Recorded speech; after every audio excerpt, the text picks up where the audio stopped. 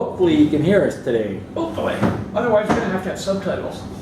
Oh my god. You can do them in Japanese. Japanese subtitles. Godzilla. English voices. Godzilla. Godzilla.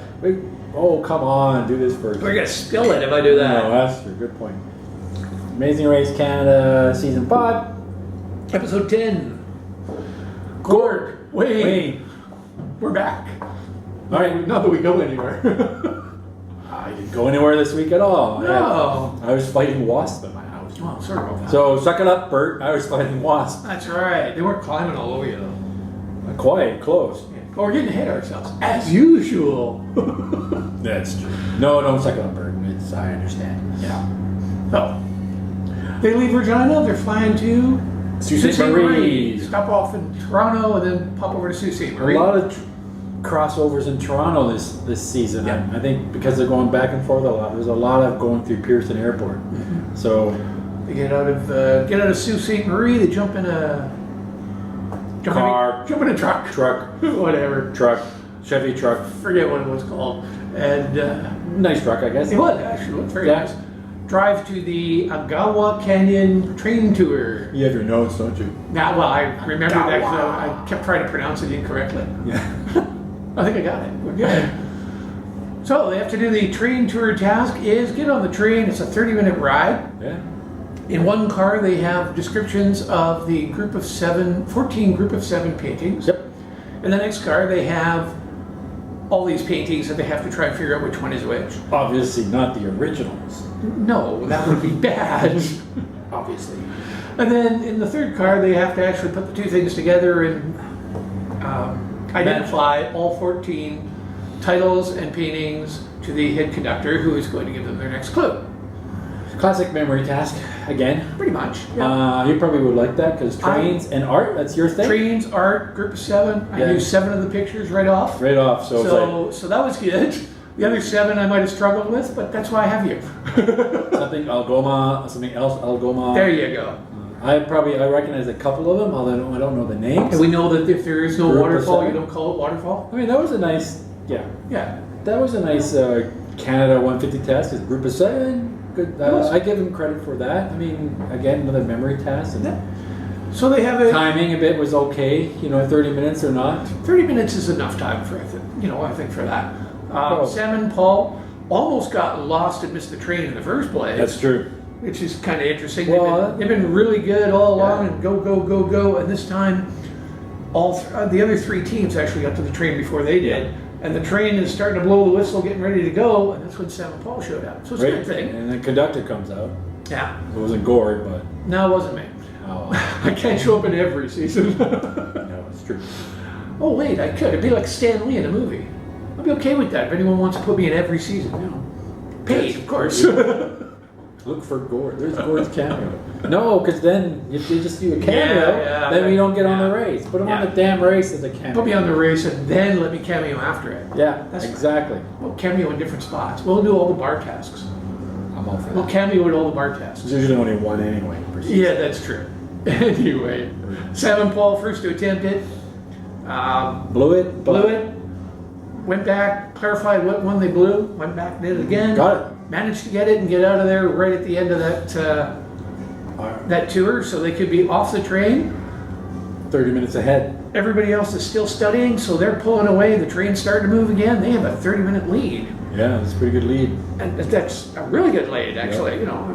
30 minutes is half an hour. It's a half hour. Yeah. They head off to the detour. The detour is I'll pack it or I'll cast it. So now pack it, they have to take 2 alpacas through an obstacle course in 3 minutes time. Not a traditional Canadian animal. I mean, John was going in the description something about the fur trade. Fur trade and fishing, and I'm like, alpacas? I don't recall alpacas being part of the traditional fur trade. The fur trade was beavers. Although try getting beavers through an obstacle course. Yeah, that's true. Alpaca is a little more feasible. Yeah. So animals. They could have tried pack horses. There's too many damn horses in this season. I mean, they've already had horses. That's true. So alpacas are just... alpacas, or I'll cast it, which is a little fly fishing, go into the river, lake, And you need to hit 3 targets each. I've- Not a really difficult one. You Once probably hit, fish more than I have, but I've still done some fishing, so just get the rhythm Yeah, going. I mean, it's just a matter of the rhythm. And there's always a rule about amazing race tasks with animals.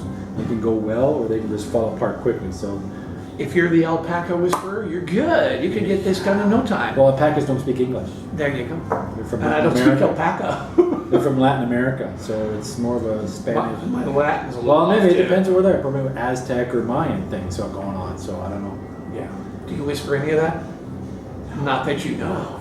There you go. So we'd probably have taken the alcasted. Yeah, probably. Yeah. Yeah. I mean, the fishing task is you don't have to actually catch something. You just have to hit the ring and you're moving on. Yeah, and Sam and Paul take alpaca. They chose alpaca. And they got done in like less than a minute and a half. They Bam, bam, bam, bam. they had to do it twice. Because the first Oh, time yeah, the first one knocked it over. That's The right. first time the alpaca knocked the bar. No, it was Or was it Sam that knocked it over? Sam knocked it over with his Okay. foot. I knew one of them did. I noticed it lying there. I'm like, oh, that's not going to work. No. But the second time they were a lot more careful. They still got lots of time. Got through it, no problem. They're 30 minutes ahead. Yeah, so they had time to do this. So we're back at the train. Sorry to Back at the train, which is where everybody still is while they're doing the alpaca. Kenneth and Ryan get it, and they're hoping they'll be the only ones, but then Karen and Bert. Karen and Bert are slightly off, but he forgot to say the. Yeah. So- All white pine. So then they get that, and then they're waiting. Will it be Corey and Havana? But in the end, they all get it, and they're all Yeah. off to the detour. Kenneth and Ryan are over at the alpacas, and they picked, I think, the same 2 alpacas that Sam and Paul had, that they'd already run the course twice. They're And they're tired. like, you know what, I'm not doing this again, man. I'm gonna just lie down here. I said, that's good, I'm tired, man. I've seen FUBAR. I don't want to do this anymore. Maybe that's it. So they, I mean, there was they didn't do real well there. they had so much. I don't want to say the word. There was more use of that word in this episode than it was in the first words. It's Yes. constant. Not just from the kids either. They kept saying it all the time. Yeah, it was just landed on a little thick there. Yeah, thick. But they So struck. they're heading off to the face-off. Face off. So That's too bad though, because they were like had a half hour ahead, and they were probably still a half hour ahead, and then they had to sit there and wait. and then they had to wait for one more team. Yeah. So the face-off was Croca Curl, which if you've played Crokinole, same thing, bigger scale. Have you played Crokinole? I've played Crokinole. Yeah. Yes. I've never played Croca Curl. No, it's a new. Yeah. Never heard of it. I think I saw it on the news last year, Yeah. so I think maybe the producer saw the same thing. Said, "Oh, let's do another version of the curling." It was nice. It's Canadian. Yeah. Whatever. There's a hum going on in the background, and it's not in your brain. There's something going on in construction if you're hearing it. Yes. So we're going to try to speak more clearly and loudly if we can. Well, we'll make an attempt at it. Doesn't mean it's going to work. No, we're having beer. Yeah. So Sam and Paul are waiting for another team to show up. They're figuring, oh, it's going to be Kenneth and Ryan. They're going to have to play against. It's like, oh, Yeah, they're looking gonna for a down rivalry. right to the last minute here. Yeah. They're waiting, and guess who shows up? I can't remember. Neither can I. No, I don't. Corey and Havana show up. And Corey and Havana are like, we're going to kick their butts in Croca Girl. Roca Girl. Yeah. And oddly enough, was it Sam, I think, has some, curlers in his past in the family. Obviously, he wasn't paying attention because if you know anything about curling, you always take last rock. That's right. Always. If you have a choice. So he blew it there. So he blew it by taking the first rock. His grandfather, And- if he's still alive, he's probably smacked him. Yeah. And if he's What the hell passed were you on, thinking? rest in peace, he's probably rolling over in his grave. Yeah. It's like, oh, God. Exactly. Last rock. Anyway, up against Corey and Ivana, a little back and forth. Eventually, Corey and Ivana win. Not Yeah. something that Sam and Paul were expecting. Yeah. They're like, what? How did we get beaten? Well, because you picked the first shot. And it's just Croca Girl. It's Croca Curl. Yeah. Karen and Bert Karen and Bert show up to do show up, Croca Curl and against. this time Sam and Paul realize last rock Yeah. works. So And they're ahead, but then Karen makes an amazing double takeout, She does. and they're back, but Back to tied. back That to tie. tied them. Yeah, But then, fortunately, Sam and Paul had the last rock. and they were able to score the They points. managed to score the points, and they were managed to win that. So they're heading off to the roadblock. Karen and Bert are now sitting there waiting for Kenneth and Ryan. Yeah. Kenneth and Ryan show up, and the first thing they do is say, wait, if we can put this rock right in the pin, that gives us an immediate 20 points. It can't disappear. I don't know if people were aiming for that. I mean, that would have been the thing to do right off the bat. If you don't have first shot, hit the middle. Other teams may have tried and blew it, but I mean, Karen tried. She did. Karen is a better player at this than Bert is, because Bert missed a bunch of shots. Yep. Which is why he went over and says, you think he can do this? Oh, of course I can. Okay. Bang, ba, bang. Yeah. Anyway, so they lose, Karen and Bert. Unfortunately, Karen and Bert, despite playing better, they lost to Kenneth and Ryan. Kenneth and Ryan head off. Karen and Bert have to wait out their time. So, tick, tick, tick, tick, tick. One person gets to do the roadblock, and the other one gets to stick their head in a big glass cube and have a bunch of cockroaches dumped on their head. This is one of those weird roadblocks where it's not really a roadblock. It's one team has to do something, the other teammate has to is part of it. Yeah. It was like the Fort Edmonton roadblock. It wasn't really a roadblock because the other teammate could help them with the lines. Yeah. And it was some of the parachuting roadblocks where the other person, the partner jumps, and the other person has to spot them. So it was sort of a roadblock, but not quite. Yeah. Because the other teammate had to suffer, while the other one's counting the cockroaches. Exactly. Now there are 4 species of giant cockroaches. So this cockroach is about this big. Pretty big. About 2-3 inches long. Yeah, I can see that. Really large cockroaches, and you've got to count all the cockroaches, and you have to identify 4 different species. Cockroaches, to some people, they all look the same. It's just a bug you want to squash. Oddly enough, they can live for about 2 weeks without a head, so squashing them probably won't help. Mr. Science says. A little bit of trivia on cockroaches, yeah. And Jesus. Corey's the first one to stick his head in there. He's not happy. He's got some sort of cover over all his hair. Well, he had to cover his hair. This is the thing. I think this was one thing about this task that bothered me a little bit is that people with long hair, like Corey, and then the other Aliens coming. Ivana and Karen, they would probably get a cover on their hair to protect the cockroaches, and so they could also see them. Yeah. But the other teammates, other racers, didn't. So it was easier for Corey because he couldn't really feel them on his head. No, and he had this bright red kind of bandana holding all his hair up.